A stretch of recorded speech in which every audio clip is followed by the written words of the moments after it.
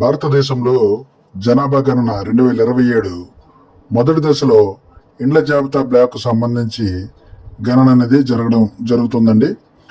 ఇందులో ఇండ్ల జాబితా బ్లాకు ఆవరణ, భవనము, గణన గృహము, కుటుంబం, సంస్థాగత కుటుంబం, అమరిక పట్టము అంటే లేఅవుట్ మ్యాప్ పై అవగాహన కల్పించడం కోసం చేయడం జరిగిందండి.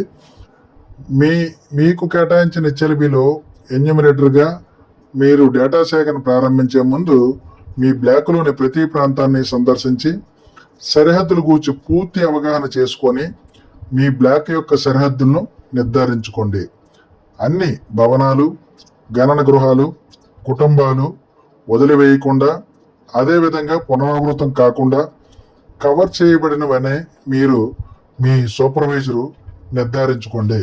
మనం ఈ సెషన్స్లోని హెచ్ఎల్బి మరియు ఆవరణ అంటే ఏంటంటే ఏదైనా భవనంకి అనుబంధంగా ఉన్న ఉమ్మడి స్థలాల్ని ప్రహరీ గోడ ఉన్నా లేకపోయినాను అటు ఆ కుటుంబం వాడుతున్న స్థలాన్ని మనం ఆవరణ అంటాము. నెక్స్ట్ ఏంటంటే భవనం అండి. భవనం అంటే ఏంటంటే 4 గోడలు పైకప్పు కలిగి ఉన్న దానిని భవనం లేదా కట్టడం అంటారు. అయితే ఈ భవనం సాధారణంగా పక్కా లేదా కచ్చాగా ఉంటుంది. ఈ పక్కాలో మరలా నివాసము, నివాసేతర, కచ్చాలో మరలా నివాసము, నివాసేతర.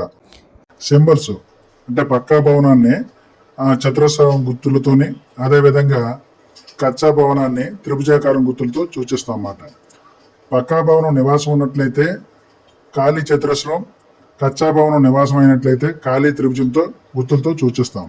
అలా కాకుండా నివాసేతర భవనాలు కానీ పక్కా భవనంగా ఉన్నట్లయితే గీతలతో కూడిన చతురస్రంతో చూపిస్తాం.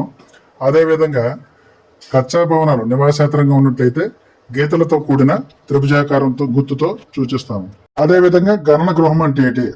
గణన గృహం అంటే ఉమ్మడి ప్రాంగణము, ఉమ్మడి మెట్లు మొదలైన వాటి నుండి ప్రధాన ప్రవేశ ద్వారం కలిగి ఉన్న భవనము లేదా భవనంలో భాగాన్ని గణన గృహము అంటాము. ఈ గణన గృహం దేనికోసం వాడుతున్నారు అనే దాన్ని బట్టి నివాసం కోసమా, నివాసం మరియు ఇతర వాడుక కోసమా, లేదా ఖాళీగా ఉందా, లేదా కమర్షియల్ పర్పస్ ఏదైనా వాణిజ్య సముదాయాల, హోటళ్ళ, సంస్థల, ఇవన్నీ కూడా దీనిలో ఆప్షన్గా మనకు వస్తాయన్నమాట. ప్రతి గణన గృహము కూడా 7వ కాలం వరకు మనం ఆ క్వశ్చనరీని ఫిల్ చేయవలసి ఉంటుంది. అయితే 7వ కాలంలోని ఆ గణన గృహము నివాసానికి కానీ, నివాస మరియు ఇతర వాడకానికి కానీ వాడుతున్నట్లయితేనే మనం 8వ కాలంలోనే ఆ గణన గృహానికి సంబంధించిన దాని యొక్క పరిస్థితి, ఇటువంటి డీటెయిల్స్ అన్ని ఇవ్వడం జరుగుతుందండి. అదర్వైజ్ మనకి 7వ కాలం నుండి ఆగిపోతాయి. ఒక్క నివాసం ప్లస్ ఇతర వాడక ఉన్నట్లయితేనే 7వ కాలం తర్వాత నింపవలసి ఉంటుంది.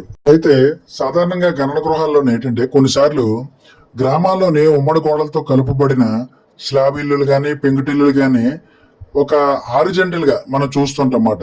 అవి వేరు వ్యక్తులతోనే వేరు సొంతంగా ఆక్రమించబడి ఉండొచ్చును. అదేవిధంగా వేరు సమయాల్లో వాటి నిర్మించబడి ఉండొచ్చు.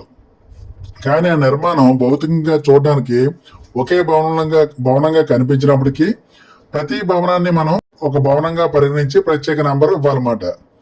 అదేవిధంగా పెద్ద నగరాల్లోనే అపార్ట్మెంట్లు, బహుళంతస్తుల భవనాలు కనిపిస్తాయి. అంటే వెర్టికల్గా ఉంటాయి.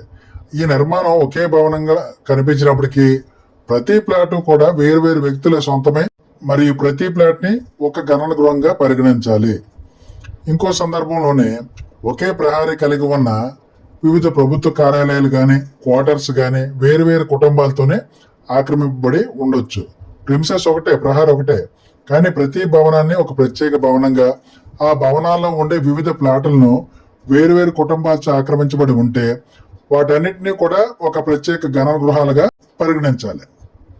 కొన్ని సందర్భాల్లోనే ఒక భవనము 5 ప్రత్యేక ప్రవేశ ద్వారములు కలిగి ఉంటే, అంటే భవనం అనేది ఒకటే హారిజెంటల్ గా ఉంది, దానికి ఏంటంటే 5 ప్రత్యేక ప్రవేశ ద్వారాలు కలిగి ఉన్నాయి. నిర్వచనం ప్రకారం ఏంటి, మనకు అది 5 గణన గృహాలు. కానీ ఆ 5 గణన గృహాలు కూడా ఒకే కుటుంబం ఆధీనంలో ఉంటే వాటిని ఒకే గణన గృహంగా పరిగణించాలి. కొన్ని సందర్భాల్లోని ఈ వసతి గృహాలు కానీ, హోటళ్లు మొదలైన వాటి విషయంలోనే భవనమును ఒక గణన గృహంగా పరిగణించాలి. కారణం ఉమ్మడి గదికి ప్రవేశ ద్వారం, వరండా అన్ని గదులు కలపబడి ఉండడం వల్ల వాటిని ఒకే గణన గృహంగా మనం పరిగణించాలి. కొన్ని ప్రదేశాల్లోనే ఒకే ఆవరణలో ఉంటూ ప్రహరీ ఉండి కానీ లేకపోతే ప్రహరీ లేక కానీ కచ్చా భవనం కానీ పక్కా భవనాల్లో కానీ నివాసం ఉంటూ పడుకోవడానికి అంటే నిద్రించడానికి ఒక నిర్మాణం, వంటగది లేదా స్నానం గదికి ఇలా వేరు వేరు నిర్మాణాలు అంటే ప్రెమిసెస్ ఒకటే వేరు వేరు నిర్మాణాలు ఉంటాయన్నమాట. వాటిని ప్రత్యేక కట్టడాలుగా ఉన్నప్పటికీ అవి ఒకే ఇంటి భాగంలో ఉన్నాయి కాబట్టి వాటిని కూడా ఒకే భవనం ఒక గణన గృహంగా పరిగణించాలి. కుటుంబ నివాసంలో భాగం కానప్పుడు ఉదాహరణకి వెళ్ళి పశువులశాల కానీ వర్క్ షెడ్ కానీ ఇలాంటివి ఏమైనా ఉంటే వాటిని మాత్రం అవి కుటుంబ నివాసంలో భాగం కాదు కాబట్టి ప్రత్యేక గణన గృహాలుగా పరిగణించాలి. నివాసయోగ్యమైన కట్టడాలు గుర్తించుటకు ఈ ఇండ్ల జాబితా కార్యక్రమం యొక్క ముఖ్య ఉద్దేశం. కావున మనుషులు నివసించదగిన కట్టడాలు, పంప్ హౌసులు, దేవాలయాలు, ధాన్యం స్టోర్లు, తాత్కాలికంగా పొలంలో కట్టిన గుడిసెలు కానీ భవనాలు కానీ పరిగణించి నెంబర్లు ఇవ్వాలి. కట్టడం చిన్నదిగా ఉండి అంటే వ్యక్తి నివసించడానికి వీలు లేదనుకోండి, అటువంటి వాటికి ఈ భవనం నెంబర్లు ఇవ్వాల్సిన అవసరం లేదు. కుటుంబం అంటే ఏంటంటే ఒకే వంటశాల భోజనం చేస్తూ కలిసి నివసిస్తూ ఒక కుటుంబంలోనే బంధుత్వం గల కానీ బంధుత్వం లేని వ్యక్తులు కానీ ఒక గణన గృహంలో కలిసి ఉంటే అటువంటి వారిని కుటుంబం అంటారు. ఒకే గణన గృహంలో కలిసి ఉండి వారు ఒకే వంటశాల యొక్క భోజనం చేయకుండా బయట నుండి తెప్పించుకున్నట్లయితే వారిని ఒకే కుటుంబంగా పరిగణించరాదు. ఆ గణన గృహంలో ఉండే ప్రతి వ్యక్తిని కూడా ఒక ప్రత్యేక కుటుంబంగానే పరిగణించబడుతుంది. అయితే కుటుంబాన్ని నిర్ధారించుటకు ప్రామాణికం ఏంటంటే వంటశాల. సాధారణంగా మనకి 3 రకాల కుటుంబాలు ఉంటాయండి.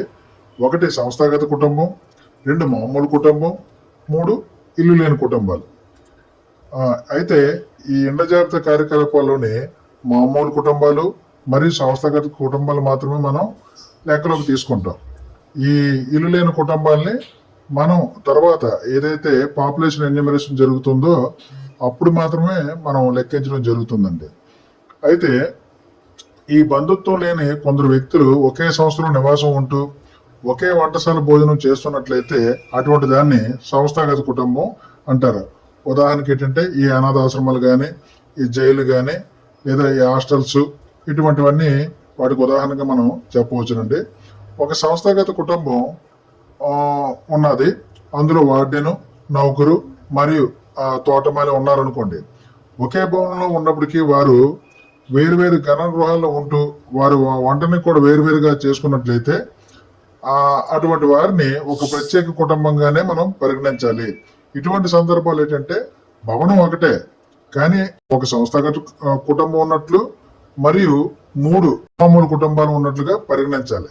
పట్టణాల్లోని విద్యార్థులకు ఉద్యోగులకు భోజనం మరియు వసతి సౌకర్యాలు కల్పిస్తూ కొంతమంది మనం అంటే నెలవారీ రుసుము తీసుకొని పేయింగ్ గెస్టులు ఉంటారండి. వాళ్ళు ఒకే వంటశాల భోజనం చేస్తున్నందున బంధుత్వం లేకపోయినా ఆ వసతి గృహం రిజిస్టర్ చేయబడితే అది సంస్థాగత కుటుంబంగా మనం పరిగణించాలి. లేదనుకోండి అది ఒక మామూలు కుటుంబంగానే మనం పరిగణించాలి. ఒకవేళ వారు అక్కడ ఓన్లీ అకామిడేషన్ మాత్రమే తీసుకొని భోజనం మాత్రం చేయకుండా బయట నుండి భోజనం తెప్పించుకున్నారు అనుకోండి, అక్కడ ఉన్న ప్రతి ఒక్కరిని కూడా మనం ఒక ప్రత్యేక కుటుంబంగానే పరిగణలోకి తీసుకోవాలి. ఈ సెషన్లో మనం భవనము, గణన గృహము, అమెరిక పటం ఏ విధంగా తయారు చేయాలి, వివిధ గణన గృహాల గురించి తెలుసుకున్నాం. మరి యొక్క వీడియోలో మరలా HLO యాప్ లోని క్వశ్చనరీ గురించి తెలుసుకోవడానికి ప్రయత్నిద్దాం. ధన్యవాదాలు.